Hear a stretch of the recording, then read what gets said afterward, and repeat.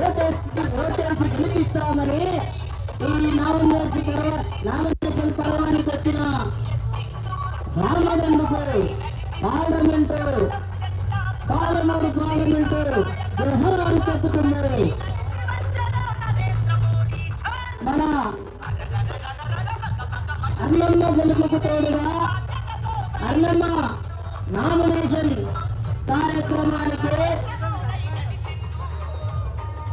Bharatiya Janata party జాతీయ అధ్యక్షులు రాజ్యసభ సభ్యులు లక్ష్మణ్ గారికి పాలమూరు పార్లమెంట్ భారతీయ జనతా పార్టీ కార్యకర్తలు స్వాగతం పలుకుతున్నారు. వారికి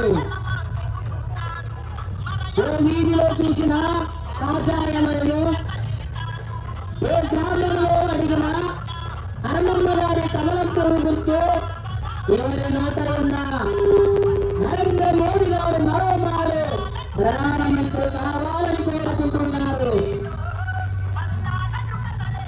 రైతులు కష్టాలు తీర్చే యువ పురుషుడు మా నరేంద్ర మోదీ గారని అంటున్నారు. యువకులు అంటున్నారు కరోనా విపత్తు సమయంలో ప్రతి భారతీయునికి, ప్రతి వ్యక్తికి కరోనా సూదిచ్చి ప్రపంచంలోనే భారతీయుల ఆశజ్యోతి, భారతీయుల ప్రాణం నిలిపిన వ్యక్తి మన ప్రధానమంత్రి గారు. రైతులకు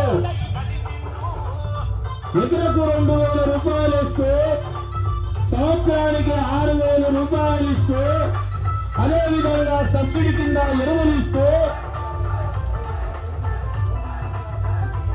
వారికి రైతులకు వారి తోడబుట్టిన సోదరుడయ్యాడు. మేక్ ఇన్ ఇండియా ద్వారా యువకులకు అనేక రకమైన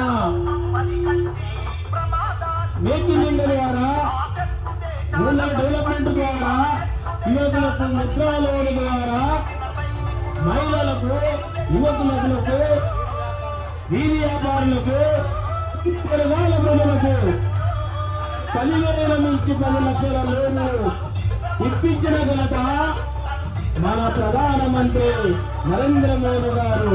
అందుకే పాలమూరు పార్లమెంట్ ప్రజలు కోరుకుంటున్నారు, నరేంద్ర మోదీ గారు మరొక్కమారు ప్రధానమంత్రి కావాలని. వారికి తోడుగా ఉండాలంటే మన ప్రియతమ నాయకురాలు తెలంగాణ ముద్దుబిడ్డ పాలమూరు పార్లమెంటు జయజమ్మ అని పాలమూరు ప్రజలు దీక్షకున్నారు. అన్నమ్మ గారి విజయాన్ని ఎవరు ఆపుతరమవునా? అన్నమ్మ విజయాన్ని ఎవరన్నా ఆపుతరమవునా? వెనుకడికి చెప్పినట్టే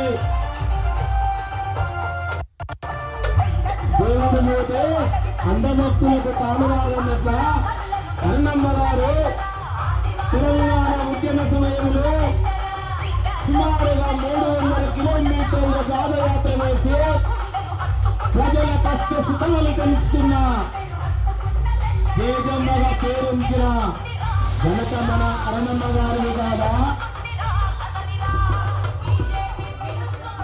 దయచేసి ఆ కరెంటు పైన ఉంది, కొంచెం జెండాలు, పెద్ద జెండాలు అన్ని కిందికి కట్టుకోండి. సోదరులారా కింది కట్టుకోండి, ఎక్కడ కూడా కరెంటు కూడా నిర్వహించుకోకండి.